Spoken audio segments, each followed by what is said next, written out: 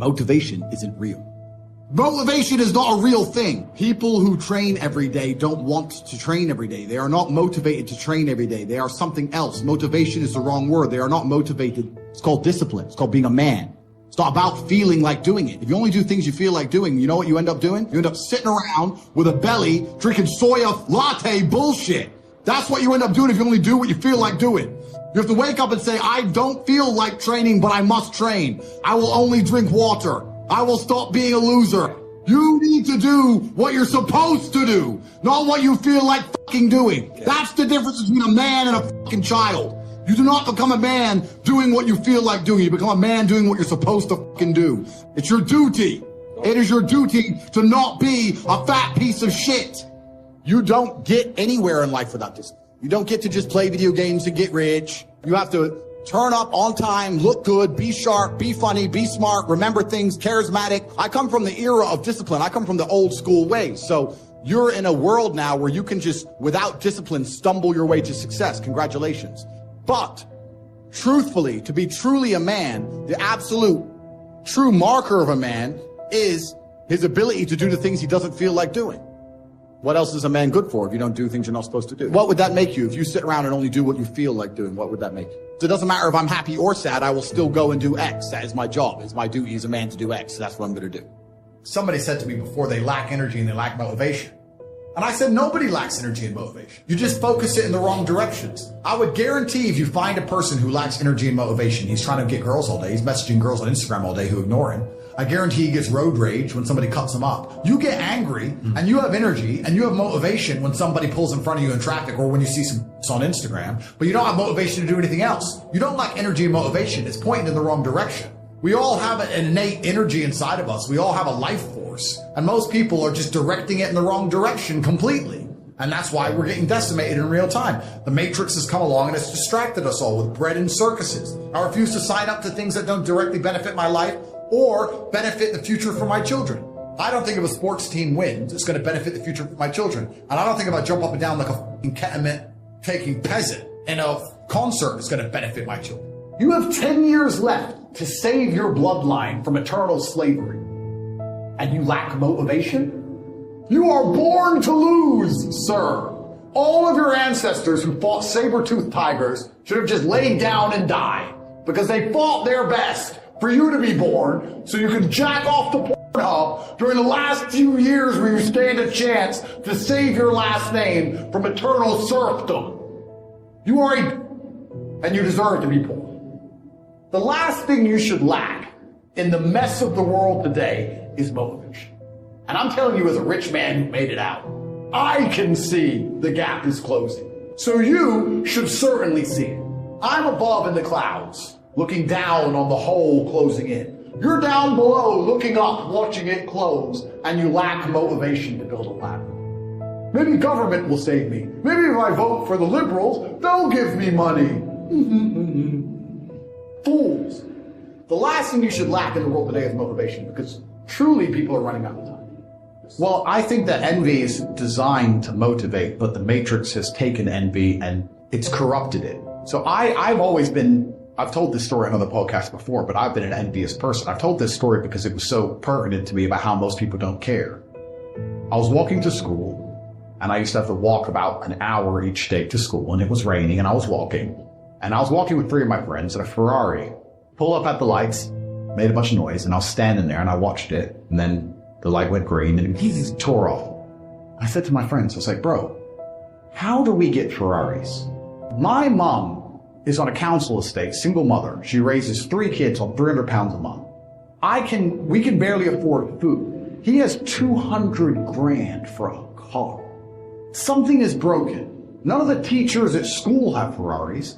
None of our university professors have Ferrari. No one else I know has a Ferrari. What do we have to do to break the Matrix and find the money? This is all a lie. I want a Ferrari. And my friends were like, don't know. That's why I have Ferraris and they don't. That's why I now have 33 Ferraris. Because I was envious. I was envious of this man. Most people don't care. I turned envy into anger, and anger is power. But what we have people doing now, because they don't believe in themselves, because the Matrix has dampened their soul, when they feel envious, because they want to level the playing field, which is all envy is. Instead of trying to elevate themselves, they try and drag others down. So when people look at my life and they're envious of me, what they should say is, he's truly from the most humble possible socioeconomic beginning. He is a person of color, from a council estate, a single mother household. And he made it up to the highest echelons. He's on the phone with Elon Musk and his ability. He can do it, I can do it. But they don't believe in themselves. So what they do instead is, well, I want to level the playing field, so I got to drag him down. It's just laziness. Because you feel envious, but you don't have enough fire about yourself to go out there and attack the world and equal the playing field with vigor. So you want to equal the playing field by dragging someone else down. It's just laziness. Lazy people. I understand why a lot of people doubt themselves. A lot of people doubt themselves because they're incompetent. You'd have to be a megalomaniac to not doubt yourself if you're an incompetent individual, right? If you're an idiot or you're shit at things, of course you're going to doubt yourself because you should, because you fail all the time. The only way you're going to start to not doubt yourself is if you show some competence, if you grow into a competent individual and perpetually succeed, as I do. I don't doubt myself because I never fail. Whereas if all I did was fail all of the time, of course I'm going to doubt myself. So your mentality is heavily linked to your reality.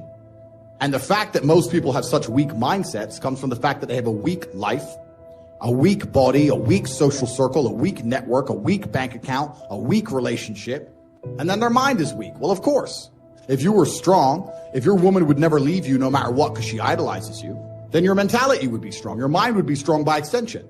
So if someone comes to me and goes, I doubt myself, I usually look at them and go, yeah, I understand why. You're a little fat piece of shit and you're stupid. Of course you do. If I was you, I'd doubt myself too. If you know good men, all they want to do is, most of the time, is work. What men who are good want to do most of the time is some version of work. Training, making money, organizing their life, getting their car clean, whatever. It's a degree of work. Women love fun. Women want fun all the time. And fun is where all the haramities appear. It's where all the negative organs appear. You're only going to get in a fight if you're going out trying to have fun. Drugs and rape charges and physical violence and assassination, there's always linked to fun. Yeah. If you want fun, you're dragging all this shit into your life. Wasting money. You can avoid a lot of bad things. Someone goes, you want to go out? I'm like, no. I'm going to sit here on my computer. I'm boring. But I guess it generates millions and millions and millions and millions of dollars. So if you have goals you want to achieve, I ask you, what people do you have around you? What network do you have around you of people you can sit down with and they are competent and they're not lazy and they're not stupid and they're not self-interested and they believe in the greater cause where you can work as a fraternity to achieve said goals? How are we going to do this? We now want to do this. How shall we do it? And we got it done. People often say to me, oh, but Tate, you're lucky. You're a kickboxer and you were talented. Yeah, I was talented, but I didn't find out I was talented until I was disciplined. If I wasn't disciplined enough to train, I would have never seen my talent. You don't get to discover anything about who you are as an individual, your spirit, your soul, what you're made of. Without discipline, you can't even discover anything. Discipline teaches you all about yourself. It teaches you what you really have.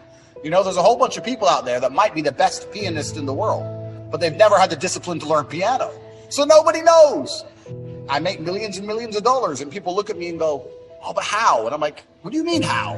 Do the right things every day like you're supposed to, on time, every day, and life usually comes together. I really believe that. It's all about self-control and self-discipline and making sure that you are the center of your own universe. And a lot of people agree with this, and a lot of people say this, but it's very rare to meet someone who's serious about it. If you're truly serious about brute willpower, you could achieve anything. And the reason nobody has discipline anymore is because it's not taught. And we also live in a world where everything and everybody is vying for our attention. There's ads everywhere. YouTube happens quickly. Kids are being raised with iPads. Like when I was a kid or you were a kid, we had a coloring book. How do you think you're going to keep his attention as he grows old? He's been entertained by some of the best software developers in the world permanently. So your attention's very, very difficult. And that's what discipline is, really. It's the ability to stay focused on one thing for a long period of time. Most people don't realize how bad their attention span is or how much discipline they lack until they really start to suffer from it. But as a man, if you don't have the ability to knuckle down and focus on something for a long time, life's going to punish you. And the reality of mastery and the reality of success is that it's not really a glamorous story. Like, how do you become the best boxer in the world? You do the same thing over and over for 15 years. Like, it's boring. That's what discipline is. So the idea that a lot of people want to be constantly entertained, people want to be constantly motivated. I train every single day and I'm never motivated, but I'm disciplined. I've been training my whole life. I'm bored of it, but it's something that has to be done. So the idea of entertainment, the idea of motivation, these things are completely detrimental to discipline. I don't care if you feel like doing X. You must do X or you will stay a loser. Got to take care of yourself. Do not neglect to take care of yourself. Key phrase. Some people don't do well because they don't feel well. They've got the gifts, they've got the skills. They don't have the vitality. Key phrase. Vitality is a major part of success. Vitality. I know a guy that raises racehorses. I'm telling you, the guy feeds his horses better than he feeds himself. He's so careful that they get everything. But you ought to see this guy. 10 steps up a flight of stairs, and I mean, he's all out of breath. Some people feed their dogs better than they feed their kids. Now, there's all kinds of parts to physical. Here's one. Appearance. Now you say, well, people shouldn't judge you by how you look. Well, let me give you a clue. They do. You can't deal in these shoulds and shouldn'ts. You'll be tipped over the rest of your life. Here's the best advice I can give you. Make sure the outside is a major reflection of what's going on inside. Now here's the next part of personal development, the spiritual part. If you do believe in spirituality in any manner, study it and practice it. That's my best advice on the spiritual side. Now here's the third part, the mental side.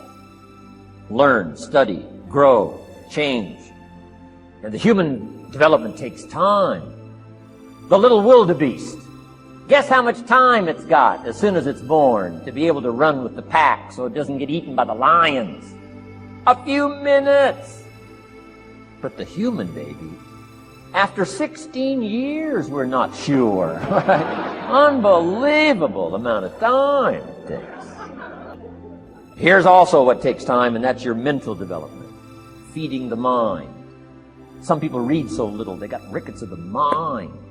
They couldn't give you a good, strong argument as to their own personal beliefs.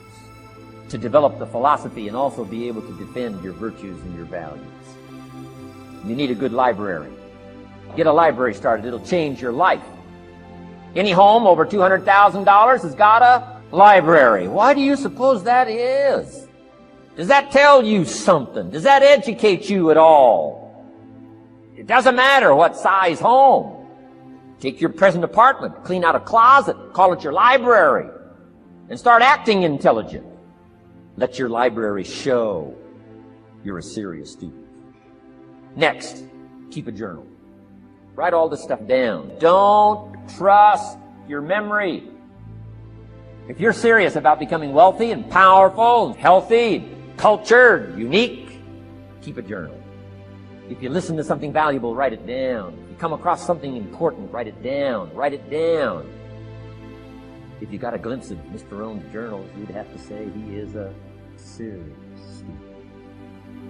I'm asking you to be no less sincere and be no less committed to the advancement of your philosophy, the set of the sail. Start with the refinement of your philosophy. Start with the teaching of your own fabulous mind, where all the answers are. The rest of all the magical answers are within the confines of your own mind. But it takes the books, it takes the videos, personal conversation. Let your heart be stirred by words. Find ways to capture. Isn't this good stuff? I'm telling you, this stuff changed my life. I've never been the same since the teacher gave me some of this simple instruction. How to go from where you are to where you want to go. How to go from pennies to treasure. It's all within the confines of this stuff that I've been trying to share with you